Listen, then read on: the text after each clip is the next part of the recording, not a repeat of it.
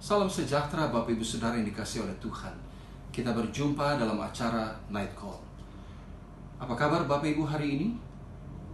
Saya berharap Bapak Ibu dalam keadaan sehat. Dan mungkin ada banyak hal yang kita sudah kerjakan, sekalipun kita harus tetap berada di rumah.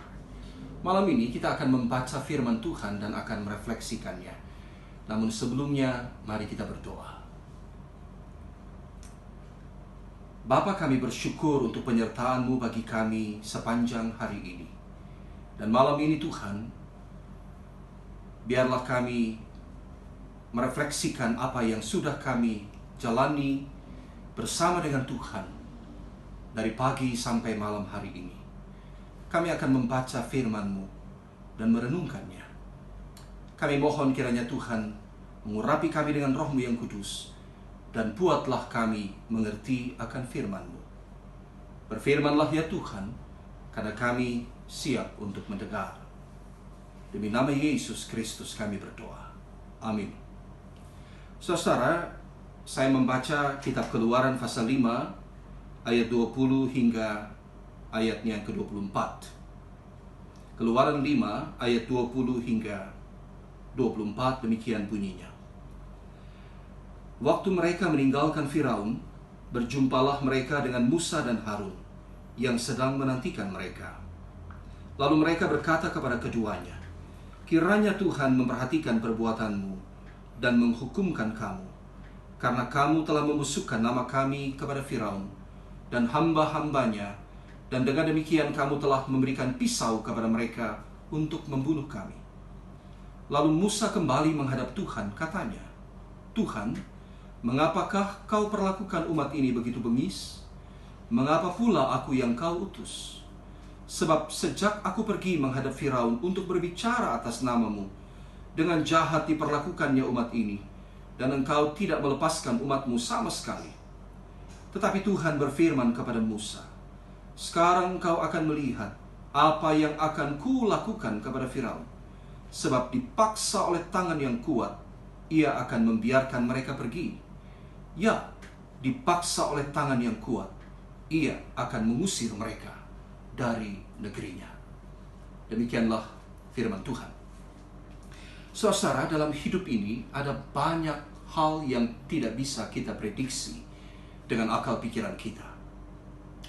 Kita menyangka bahwa bila kita sudah melakukan yang benar, kita melakukan apa yang baik, kita mengerjakan apa yang seharusnya kita kerjakan, kita sudah taat dan patuh pada perintah Tuhan, maka segalanya akan baik.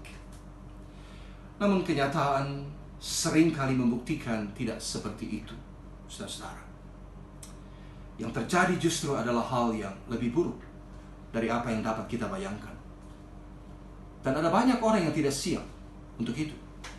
Mereka kecewa, frustrasi, menyalahkan orang lain, dan mungkin juga menyalahkan Tuhan. Itulah yang terjadi atas orang-orang Israel di Mesir. Selama 400 tahun lebih mereka menjadi budak di sana, saudara. Lalu Alkitab mencatat bahwa Tuhan mengindahkan keluh kesah mereka. Dan Tuhan memilih dua orang, Musa dan Harun, untuk menghadap Firaun, agar ia mengizinkan orang-orang Israel pergi beribadah kepada Tuhan di padang gurun. Namun yang terjadi sesudah itu adalah hal yang lebih buruk. Justru Firaun bertindak dengan sangat keras terhadap mereka, saudara. Kerja paksa mereka semakin berat, dan perlakuan terhadap orang-orang Israel semakin buruk. Lalu mereka menyalahkan Musa dan Harun. Musa dianggap gagal mewakili mereka. Musa tidak membuat perubahan, malah semakin menyengsarakan mereka. Dan Musa membawa perkara ini kepada Tuhan. Dan Musa menyatakan keheranannya kepada Tuhan. Ia heran mengapa Tuhan membiarkan Firaun melakukan semua yang jahat ini. Seolah bagi Musa, mengapa Tuhan diam dan tidak berbuat apa-apa, menyaksikan umatnya semakin menderita. Bukankah Musa sudah berbicara atas nama Tuhan? Dan sesudah itu, bukan hal yang baik yang terjadi, malah hal yang buruk, yang semakin pahit yang terjadi atas umatnya di Mesir. Lalu Tuhan mengajarkan hal ini kepada Musa. Sekarang engkau akan melihat apa yang akan kulakukan kepada Firaun. Sebab dipaksa oleh tangan yang kuat, ia akan membiarkan mereka pergi. Saudara, bukan hanya Firaun yang bisa bertindak keras, Allah pun bisa bertindak keras terhadap dia. Jadi, kesengsaraan yang dialami oleh orang-orang Israel di Mesir menjadi pintu bagi mereka untuk keluar dari sana. Allah yang akan membuat Firaun membiarkan dia pergi. Dan Musa akan melihat itu. Dengan cara seperti apa? Dengan cara yang keras. Dan ini yang tidak pernah dibayangkan oleh Musa dan orang-orang Israel sebelumnya. Bahwa 10 tulah yang akan terjadi atas orang-orang Mesir, itu akan menjadi pintu keluar bagi mereka. Keluar dari Mesir. Dan Allah menyatakan kepada Musa, engkau akan melihat apa yang akan kulakukan kepada Firaun. Dan Tuhan akan menyatakan kuasanya bagi mereka. Bapak Ibu Saudara-saudara, ketika kenyataan tidak sesuai dengan harapan, mungkin kita akan kecewa, mungkin kita akan putus asa, mungkin kita akan menjadi lemah dan semakin undur dari Tuhan. Tapi hari ini, malam ini, mari kita belajar, saudara. Ada sesuatu yang belum kita lihat di depan. Ada sesuatu yang belum kita ketahui di depan. Dan semuanya akan dinyatakan pada waktunya. Seperti kata Tuhan kepada Firaun, engkau sendiri akan melihat apa yang akan kulakukan kepada Firaun. Dan lihatlah apa yang akan terjadi.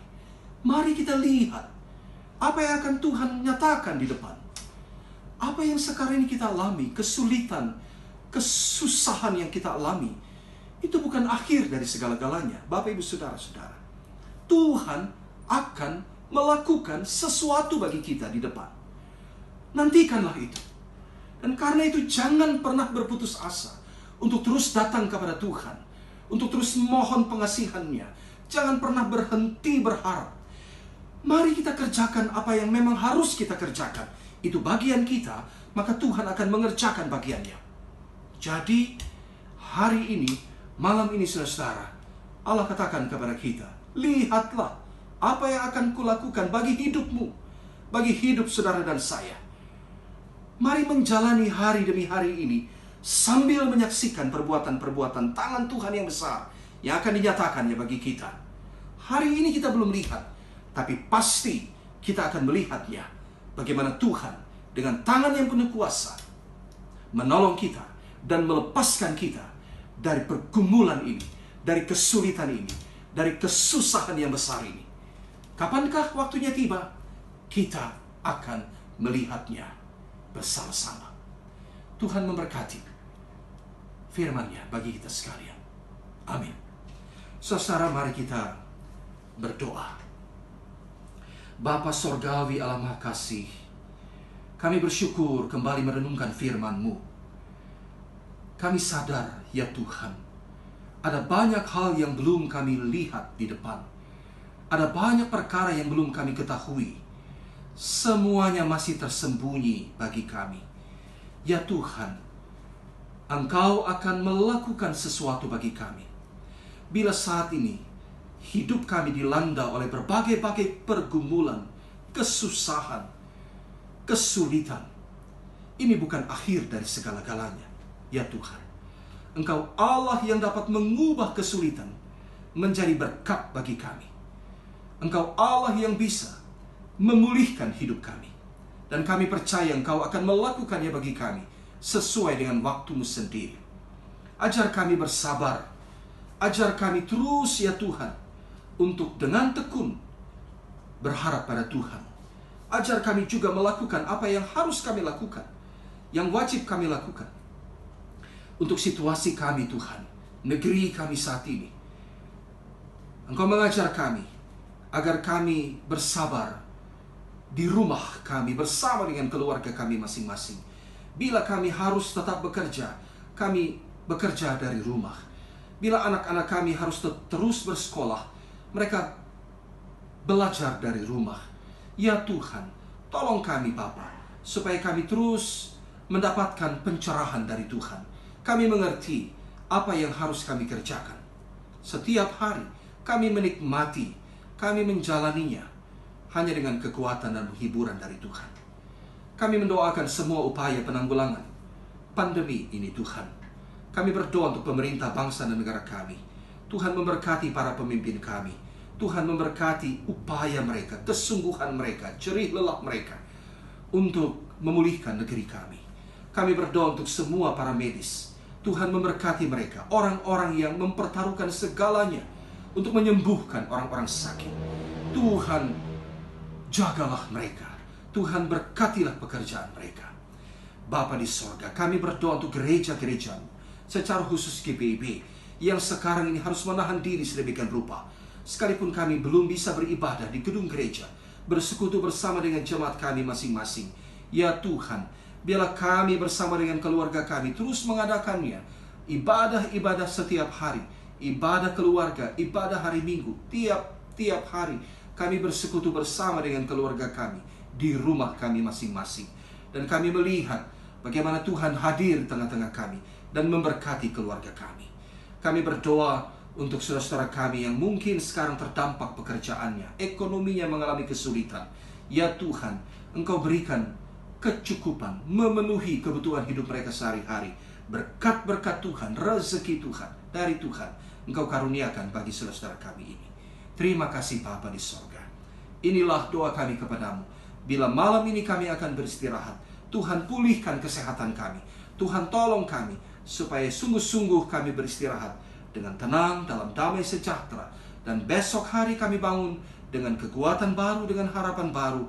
Dan Tuhan menyediakan berkat-berkat yang baru dan rahmat Tuhan bagi kami di hari esok. Terima kasih ya Tuhan. Inilah doa kami kepadamu. Syukur kami kepadamu. Dengarkanlah ya Tuhan. Kasihanilah kami. Dalam nama Yesus Kristus kami berdoa kepadamu. Amin.